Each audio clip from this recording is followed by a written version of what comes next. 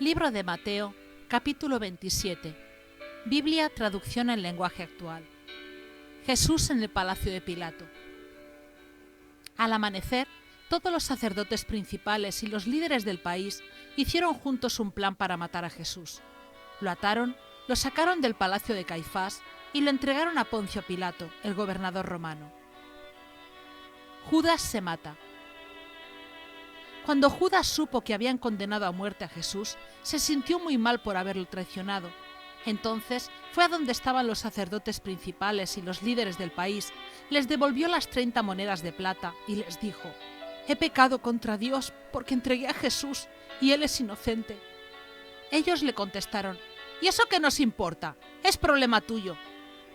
Entonces Judas tiró las monedas en el templo y fue y se ahorcó. Los sacerdotes principales recogieron las monedas y dijeron: «Estas monedas son el precio de la vida de un hombre. La ley no nos permite que las pongamos en la caja de las ofrendas».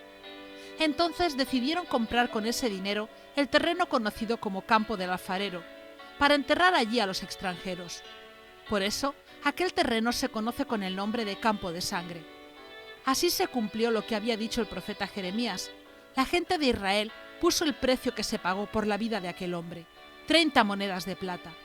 Y ellos tomaron las monedas y compraron el campo del alfarero, como Dios me lo había ordenado. Jesús y Pilato. Cuando llevaron a Jesús ante Pilato, éste le preguntó: «¿Eres en verdad el rey de los judíos?» Jesús respondió: «Tú lo dices». Los sacerdotes principales y los líderes del país acusaban a Jesús delante de Pilato, pero Jesús no respondía nada. Pilato le preguntó: «¿No oyes todo lo que dicen contra ti?» Y como Jesús no respondió nada, el gobernador se quedó muy asombrado. Que lo claven. En la fiesta de la Pascua, el gobernador tenía la costumbre de poner en libertad a uno de los presos, el que el pueblo quisiera. En ese tiempo estaba encarcelado un bandido muy famoso, que se llamaba Jesús Barrabás. Pilato le preguntó a la gente que estaba allí: «¿A quién quieren ustedes que ponga en libertad? ¿A Jesús Barrabás o a Jesús a quien llaman el Mesías?» Pilato preguntó esto porque sabía que por envidia los sacerdotes principales y los líderes acusaban a Jesús. Mientras Pilato estaba juzgando el caso, su esposa le mandó este mensaje: «No te metas con ese hombre, porque es inocente. Por causa de él, anoche tuve un sueño horrible». Mientras tanto, los sacerdotes principales y los líderes convencieron a los que estaban allí para que pidieran la libertad de Barrabás y la muerte de Jesús. El gobernador volvió a preguntarle al pueblo: «¿A cuál de los dos quieren que ponga en libertad?» Y todos respondieron: «¡A Barrabás!». Entonces Pilato les dijo: «¿Y qué quieren que haga con Jesús, a quien llaman el Mesías?». «¡Que muera en una cruz!», respondieron a coro. El gobernador les preguntó: «Díganme, ¿qué mal ha hecho este hombre?».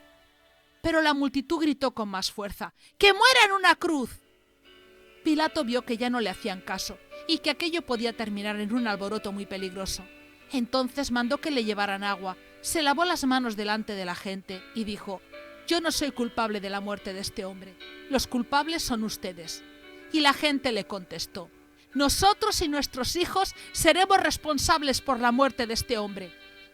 Entonces Pilato puso en libertad a Barrabás, luego ordenó que golpearan a Jesús en la espalda con un látigo y que después lo clavaran en una cruz. Todos se burlaron de Jesús. Los soldados de Pilato llevaron a Jesús al patio del cuartel y llamaron al resto de la tropa. Allí desvistieron a Jesús y le pusieron un manto rojo, le colocaron en la cabeza una corona hecha con ramas de espinos y le pusieron una vara en la mano derecha. Luego se arrodillaron ante él y en son de burla le decían: «¡Viva el rey de los judíos!». Lo escupían y con la misma vara que le habían dado le pegaban en la cabeza. Cuando se cansaron de burlarse de él, le quitaron el manto, le pusieron su propia ropa y se lo llevaron para clavarlo en la cruz. Los soldados salieron con Jesús. En el camino encontraron a un hombre llamado Simón, que era del pueblo de Cirene, y obligaron a ese hombre a cargar la cruz de Jesús. Cuando llegaron a un lugar llamado Gólgota, que quiere decir la calavera, le dieron vino mezclado con una hierba amarga, la cual servía para aliviar los dolores. Jesús lo probó, pero no quiso beberlo. Los soldados clavaron a Jesús en la cruz y luego hicieron un sorteo para ver quién de ellos se quedaría con su ropa. También colocaron un letrero por encima de la cabeza de Jesús para explicar por qué lo habían clavado en la cruz. El letrero decía: «Este es Jesús, el Rey de los judíos». Junto con Jesús clavaron también a 2 bandidos y los pusieron uno a su derecha y el otro a su izquierda. Luego los soldados se sentaron para vigilarlos. La gente que pasaba por allí insultaba a Jesús y se burlaba de él, haciéndole muecas y diciéndole: «Tú dijiste que podías destruir el templo y construirlo de nuevo en 3 días. Si tienes tanto poder, sálvate a ti mismo. Si eres el Hijo de Dios, baja de la cruz». También los sacerdotes principales, los maestros de la ley y los líderes del pueblo se burlaban de él. Decían: «Este salvó a otros, pero no puede salvarse a sí mismo. Dice que es el Rey de Israel, pues que baje de la cruz y creeremos en él. Dijo que confiaba en Dios y que era el Hijo de Dios, pues si en verdad Dios lo ama, que lo salve ahora». Y también insultaban a Jesús los bandidos que fueron clavados a su lado. Jesús muere. Desde el mediodía hasta las 3 de la tarde, el cielo se puso oscuro. A esa hora, Jesús gritó con mucha fuerza: «Elí, Elí, lema sabactani». Eso quiere decir: Dios mío, ¿por qué me has abandonado?». Algunos de los que estaban allí lo oyeron y dijeron: «Está llamando al profeta Elías». Uno de ellos buscó enseguida una esponja, la empapó con vinagre, la ató en el extremo de un palo largo y se la acercó a Jesús para que bebiera. Los demás que observaban le dijeron: «Déjalo, vamos a ver si Elías viene a salvarlo». Jesús lanzó otro fuerte grito y murió. En aquel momento la cortina del templo se partió en 2, de arriba a abajo. La tierra tembló y las rocas se partieron.